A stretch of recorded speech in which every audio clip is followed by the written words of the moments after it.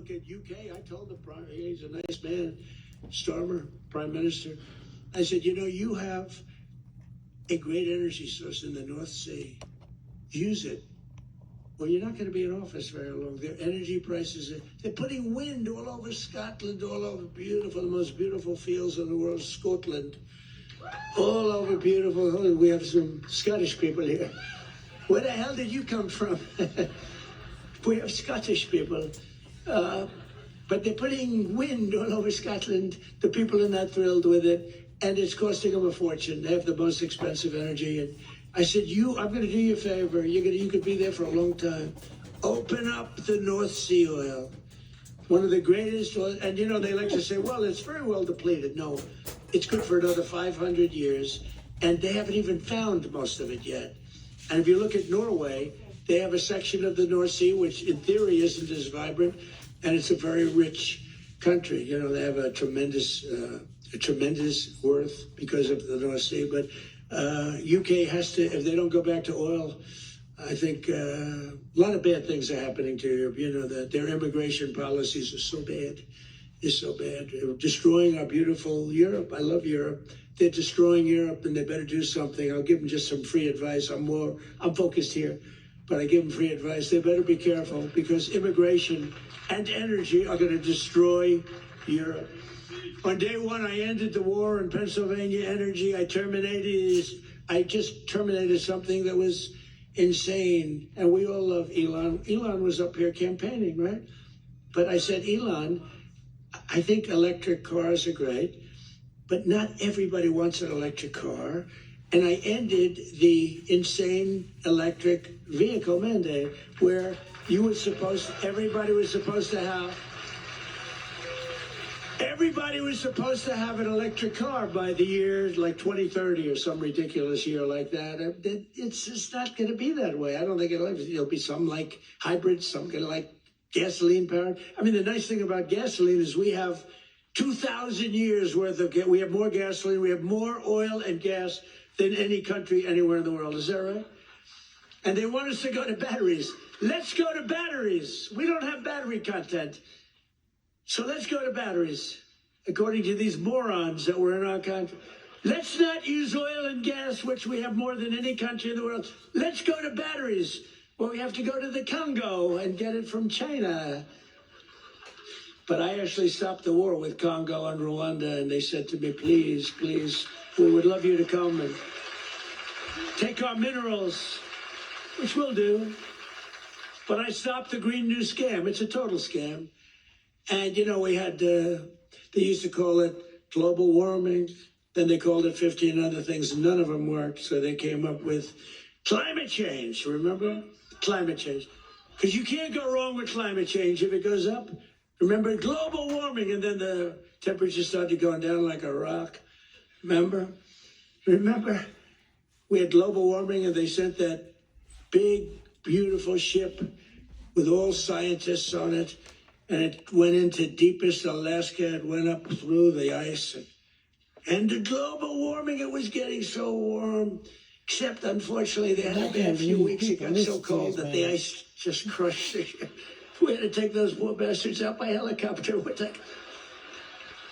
The scientists, they said, one guy was petrified of helicopter. He said, I have a choice, go down in the ice with the ship or go in a helicopter. He chose the helicopter. He made it. But we have a very simple policy, right, Chris? Drill, baby, drill. We have a simple policy. And natural gas production is booming. Coal mining is up by 2.4 million tons a month. And we're also reviving Pennsylvania manufacturing. And with our historic tariffs, steel production is roaring back. We're building steel mills all over the country. And U.S. Steel is coming back at a level never thought possible before. And I was up.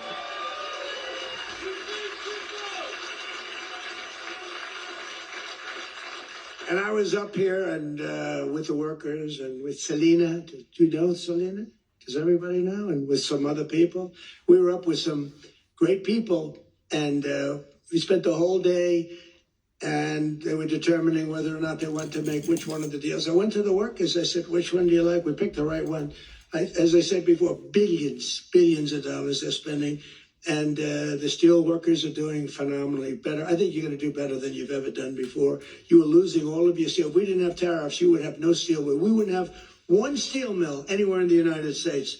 And that would be really bad for, Scott, national security. We need, the one thing you need steel. You know, you can give up certain products. You can give up pencils. Because under the China policy, you know, every child can get 37 pencils. They only need one or two, you know. They don't need that many. But you always need steel. You don't need $37 for your daughter. 2 or 3 is nice, but you don't need $37. So we're doing things right. We're running this country right. We're also putting thousands of dollars in the pockets of hardworking Pennsylvanians with the largest tax cuts in American history. That's no tax on tips, no tax on overtime, no tax on Social Security for our great seniors, no tax. And all of that kicks in on January 1st. You know, it hasn't kicked in yet. I mean, we're doing great, and it hasn't kicked in yet, and it's amazing. And it's one of the reasons they said, sir, would you mind going on the trail? And I actually like it, you know. I have fun. I haven't read practically anything off the stupid teleprompter. And then my speechwriters they're getting awards for some of the finest speeches, and I haven't even read them. And the award for the finest writer in the history of speech making, Ross. Where are you, Ross? Are you here, Ross? Where the hell is Ross? Ross, are you here? Look, first time I've ever introduced him. Ross, get over here. I got it. He's a young, handsome man. He's the greatest. Thank you, Ross. Very low-key guy. Thank you. Look at Ross. He's so shy. I can't believe it. We're joined today by Donna Zajac, a mom and a waitress of over 45 years who lives in Stroudsburg. Does everybody know where Strouds? I know where it is.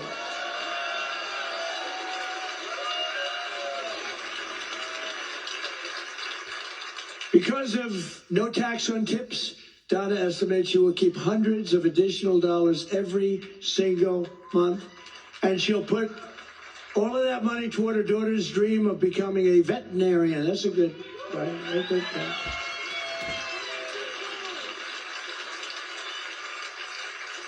Are you here, Donna? Where's Donna? Oh, come on up, Donna. Come on. Come on. You want to say a few words. Look how beautiful she is. She stood up. She wasn't supposed to come up, but when I looked at her, I said, come on up, Donna. Look how beautiful she is. You're not allowed to say that anymore. You know, in politics, if you say somebody's beautiful, that's the end of your political career. I say, I don't care. I don't care. Come on up, Donna.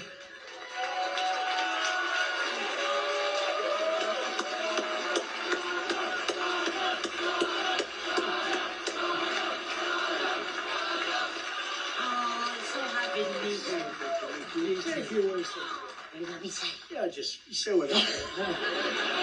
This is always dangerous. Thank you, Trump. Thank you to President Trump for having me. This is like my sister dream, but I love you too. My sister and I loved you too. But yes, with that money, that would help me with my daughter's tuition. Yes, make it a lot easier. Big difference. For sure. Yeah, we love it. Thank you. Thank you.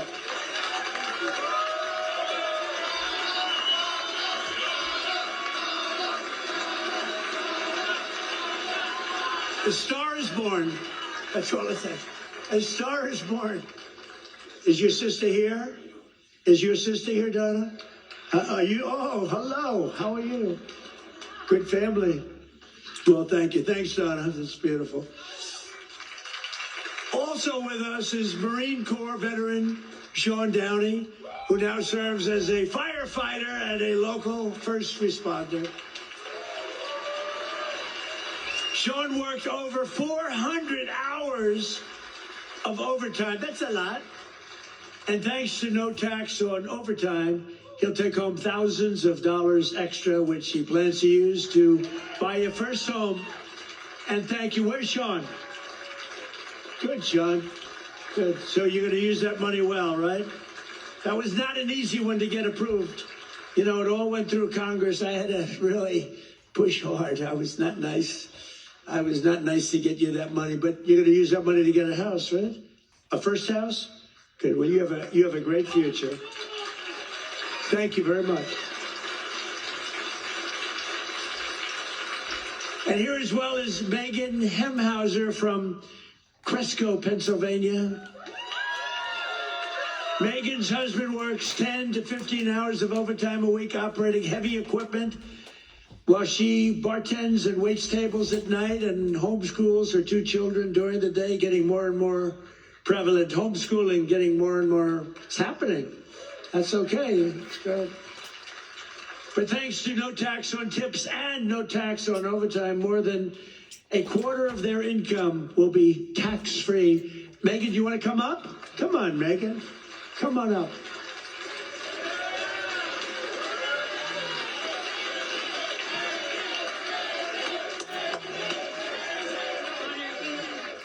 Thank you so much. Oh my goodness. Thank you. Thank you so much. As President Trump said, I'm a mom, a wife. I homeschool my two brilliant children.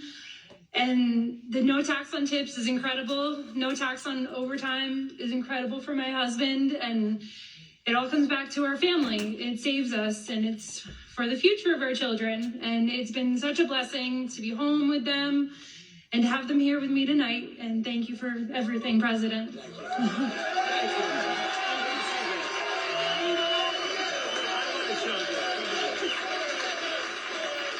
You know what's great? So she had these notes, right? They're not notes, it's a speech. She never even looked at it.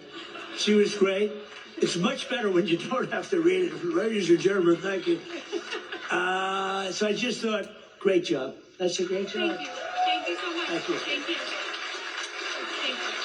That's great. Never looked at the notes.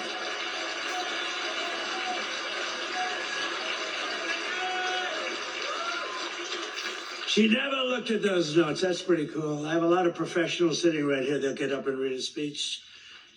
But Megan didn't have to do that. Another key part of our tax cuts is known as Trump accounts. Under this new program, the federal government will be creating an investment savings account for every single newborn American child with $1,000 to be invested and grow over the course of their life, right at the beginning of birth. Friends, family, employers, and loved ones will be able to add thousands of dollars a year, and it's like a trust fund for every American child. It's going to be something, and it's really exciting. And I want to thank Michael Dell and his beautiful Dell computer. Go out and buy a Dell computer. He got it started. He put up $6.25 billion. And he started with nothing. Think of that. And he just put that up, $6.25 Michael Dell, thank you wherever you may be. Michael is probably in Texas watching us right now. And his beautiful wife, they're a great couple. His wife is incredible. Every single Democrat in Congress voted against these unbelievable benefits for American families. Why would you vote against? Money is being put up, big money is being put up. And you know, these kids, when they get to be 18, 20, 21, 30, 35 years old, they could have $100,000, $200,000, and they're going to be rich. I mean, they're going to feel rich, and they're going to be watching it grow, and they may be helping it grow. Who knows? You never know. But it's going to teach them. It's going to be a great thing. This was Michael and some other people's ideas. They wanted to do this, and they spoke with their wallet, too. They put up a tremendous amount of money. So I just want to thank Michael Dell, his wife and family, and everybody else that was with us the other day. It was a big day, and it's a big event. But we're joined today by some of your representatives who voted to put more money in your pockets. And these are great people. And I introduced David. I'm going to ask him to stand up again, because David McCormick is a really great man in the truest sense. He won a race, you know. He really did well the first time too, but some bad things happened, right? And very few people are willing to do that again. And to be honest, if he would have lost, I know his wife, she's a beautiful woman, extremely into the social scene, but respected by everybody. She would have left him if he lost. And I told him, Dina would have left him. She's that way. Hey, we can't help it. That's the way she is. So I said, David, you're taking a big risk if you run again, because if you lose twice, your wife is leaving you. And he wasn't worried. Stand up. David McCormick. Yeah. He was so great. He followed me every single time I spoke. He was there, and he got up and he'd speak. And I'll tell you, we had big crowds, David, and the audience listened to you. In fact, they liked him more than they liked me in some cases. I was thinking about, let's keep him off the stage. But they really loved you, and you've been a great senator, and you have a great wife. Thank you very much. Thanks. And a congressman who's been a warrior, and a couple of guys that have just been unbelievable. But Rob Bresnahan, would you stand up, Rob? What a job you're doing, huh? Young, handsome, central casting. Great job. Thank you very much, Rob. Great job. And another one. These are warriors, these two guys. But the three of them. And then you have the senator, but the three of them. Ryan McKenzie. Ryan, thank you. And it's hard for me to explain how hard they work, but they were working so hard, getting that big, beautiful bill. I call it the great, big, beautiful bill passed. You know, that was supposed to be in 17 bills. And I actually said it because I'm not that experienced. I haven't been doing it that long, believe it or not. I haven't been doing this. I had one man, he was a congressman, and we had a big meeting, and he was telling us all how to do something. And I said, I disagree with that. He said, sir, I've had 22 races, and I've won 20 of them. I know what I'm doing. And I said, sir, I've had 3 races, and I've won all 3 of them. And mine was for president. And he said, all right, you got me on that. He's actually a good man. He got a little carried away one day. But that's because these guys wanted to do it my way, too. So we had 17 bills prepared, Dan Muser, right? Stand up, Dan. What a great guy. Stand up, Mrs. Muser. Dan is he's a very powerful congressman, but he's a great person, great man. All 3 of these guys, they're warriors, and your senators, very few people that I've ever met that would take that risk. It was a risk. You know, it takes guts to run for public office, right? It takes guts. A lot of guys talk, including me. I talked about this for a long time before I did it. It takes courage to run for any public office because, you know, it can be very embarrassed. You can ruin your life. Look at me. I got impeached. I got indicted. I was never going to be impeached, indicted. I get indicted like 87 times with these stupid... See, they should have indicted me once. They would have had a better chance. With all of the... I used to get up. It was very important. I'd get up and say, here we go again. Ladies and gentlemen, I got indicted again. And nobody believed the whole thing. And then I'd explain it, and it turned out to be a hoax. I mean, it was a total hoax. They're very, very bad, very, very bad people. But Dan Muser has been a great congressman. He was thinking about running for governor. I think you would have won if you ran, but, you know, in a selfish way, I like you in Washington even better. So I want to thank you very much. Great job. Thank you. That's even more important. Thank you. Thank you very much. And thanks as well to Secretary of the Treasury, Scott Bessent, and Secretary of Energy, Chris Wright. You guys have been great. Thank you. I introduced them, but I want to introduce because they have been so good. A major factor that fueled inflation under Biden was the invasion of 25 million people. Think of this, 25 million people came into our country totally unchecked and unvetted, mostly across our southern border. 10 months ago, we inherited the worst border in the history of the world, and now we have the strongest border in the history of our country. We've never had a border this.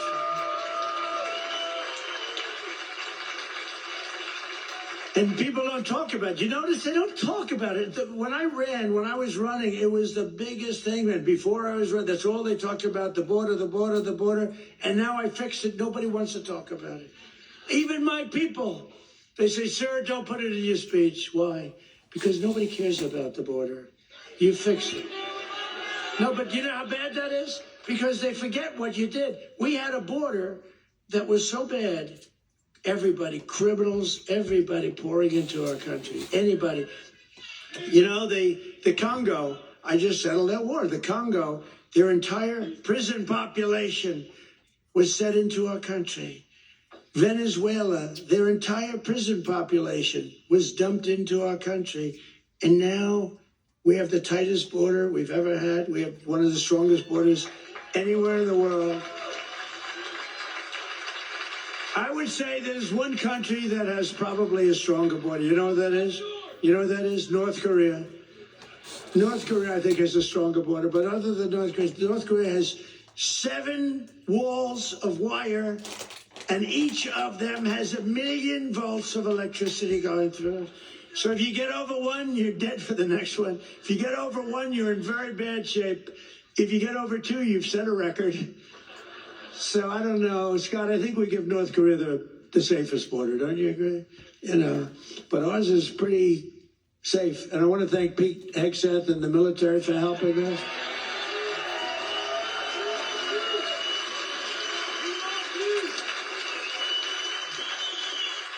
And again, for 7 months in a row, we've had 0 illegal aliens that have been admitted to the United States. And nobody. Do you remember when Biden said, I need legislation to do that? And I said, no, all you need is a new president. I didn't get legislation. Right? Scott, did I get legislation? I said, close the freaking border right now. And they did it. Because our Border Patrol is incredible. ICE is incredible. That ICE, poor ICE, they take a lot of abuse, but they're the toughest people. And again, Washington, D.C. now is, we had the tragedy, which was a terrorism tragedy, but we have Washington, D.C., the safest it's been in 52 years. Think of that. And a year ago, you couldn't walk down the street in Washington, our nation's capital. And now restaurants are booming, restaurants are opening. The restaurants were all closing. Now the restaurants are opening. You can't get into a restaurant in Washington, D.C. Biden and the radical left Democrats turned Pennsylvania into a dumping ground for hundreds of thousands of migrants from the most dysfunctional places on earth, like Somalia, and gave them billions and billions of your taxpayer dollars. But we didn't really give it. It was stolen. And those people should go to jail. Jail. And if they don't go to jail, Scott Bessent is toast. He's toast. I'll tell you, that could be the easiest case. I think it's too easy for you. Just give it to your assistants. They can do that case. These people are crooks.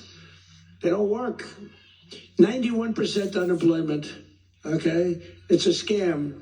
And it's headed up by the crooked Congresswoman. Whatever happened to her brother, by the way? Is he still around? Where is he? Yeah, he went low. He went low. He's not happy. Would you look into him too, Scott? Would you find out the brother, please? She said, how dare you say that about me? It's discrimination. Let me tell you, black people love Trump. I got the biggest vote. I got the biggest vote with black people. They know a scam better than anybody. They know what it is to be scammed. Thank you, man. Thank you. I appreciate it. We did great. Thank you. I like this guy. Thank you. We got a tremendous black vote. We got a tremendous Hispanic vote. We got a tremendous, because we speak the truth. They get it. Everybody gets it. Everybody, pretty much everybody gets it.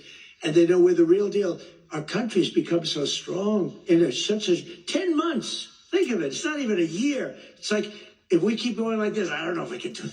But if we keep going like this, there'll be nothing ever in history like it. Already, they are saying better than Lincoln, better than Washington, better than anybody. The best 10 months ever in the history of the presidency. And for the first time in 50 years, we now have reverse migration, which means more jobs, better wages, and higher income for American citizens, not for illegal aliens. And you know what? We all have a heart. We want to take care of people. But these people are getting killed on the walk up.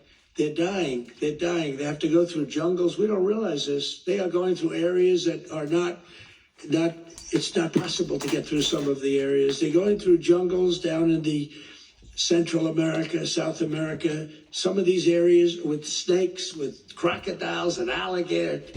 They're getting just eaten alive, and they're getting beat up by some of the bad people. Women are being raped. Remember when I started, I said, we're going to stop the raping and women and those caravans, a name conceived of by me, because it's a caravan, thousands of people, 10, 15, 20,000 people coming up. The women in those caravans are being raped in unprecedented numbers by other people in the caravans. By them not coming, they're not even trying to come now because they know they can't get through. We're doing a tremendous service because they're not being killed and they're not being raped and they're not just staying back in their country where they've been. And they've been taken care of. I've also announced a permanent pause on third world migration, including from hellholes like Afghanistan, Haiti, Somalia, and many other countries.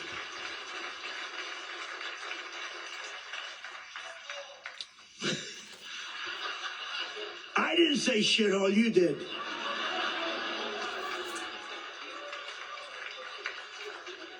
Remember I said that to the senators that came in? The Democrats, they wanted to be bipartisan. So they came in and they said, this is totally off the record. Nothing mentioned here. We want to be honest because our country was going to hell. And we had a meeting. And I said, why is it we only take people from shithole countries, right? Why can't we have some people from Norway, Sweden, just a few? Let us have a few. From Denmark, do you mind sending us a few people? Send us some nice people, do you mind? But we always take people from Somalia, places that are a disaster, right? Filthy, dirty, disgusting, ridden with crime. The only thing they're good at is going after ships. But they don't go after our ships. You know why? Because that same missile that knocks the crap out of them, that with the drug dealers from Venezuela and others.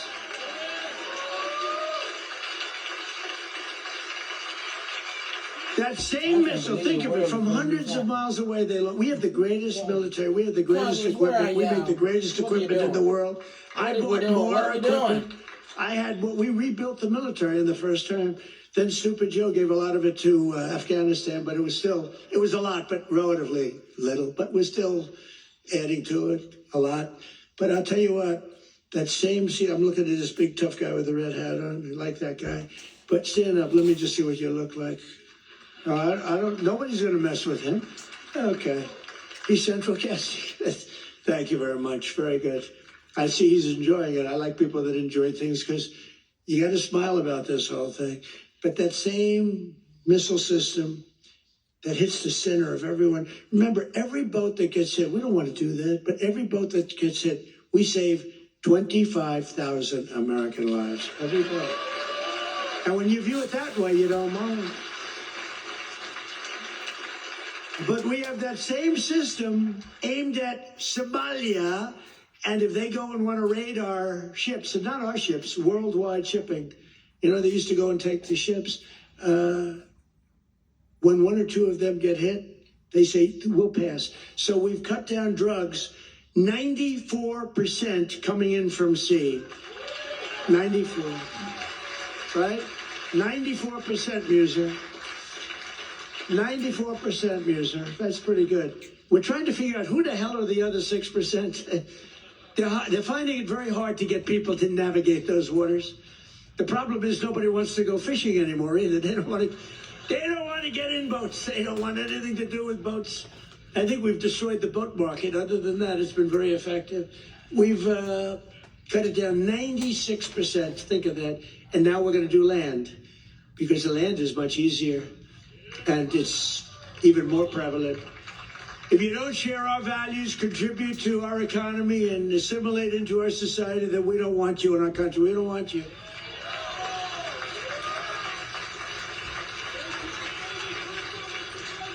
I mean, Ilhan Omar and the people from Somalia, they hate our country. And they think we're stupid people, which actually, when they allow that to happen, they are. That's headed by Governor Walz, one of the dumber people around. No, but think of it. He's given not like peanuts, billions. These are people that don't work in their own country. Their own country's a failure. They have no money, and yet they come into our country and steal tens of billions of dollars. How stupid are we to allow that to happen? They can't earn 10 cents in their country. They come over here and rob. Are we that easy? Are we that easy to allow a thing like that to happen? That's up to you. And look at what's going on in North Carolina. We have a big Senate race. We have a fantastic man, Michael Whatley, running as a Republican, head of the Republican Party. Won elections, won the presidential election for us. He's running against a governor who's a radical left lunatic. And Michael should win. I don't know. It's hard. You beat a two-term governor, but the governor didn't do a good job. But what's happening in North Carolina? Two of the most vicious murders that anyone's ever seen in Charlotte. And it's all run by the Democrats. What's going on there? The young lady from Ukraine, you saw that one where a guy from behind just cut her throat on tape. Can't even watch it. What's going on in North Carolina? You need a Republican running that, and you've got to have a Republican senator elected. If you don't, and Michael Whatley's running, he's going to be great. So we have people from North Carolina here. Otherwise, I wouldn't be wasting so many words. You know, it's a Senate race, but you agree with me, I think, Mr. Senator, right? Together, we've achieved more in less than 1 year than most other administrations have achieved in 8 years. And we're restoring law and order to our cities, backing the men and women of law enforcement. I love law enforcement. And standing with the heroes of ICE and Border Patrol. We've ended political correctness in our military. We've renamed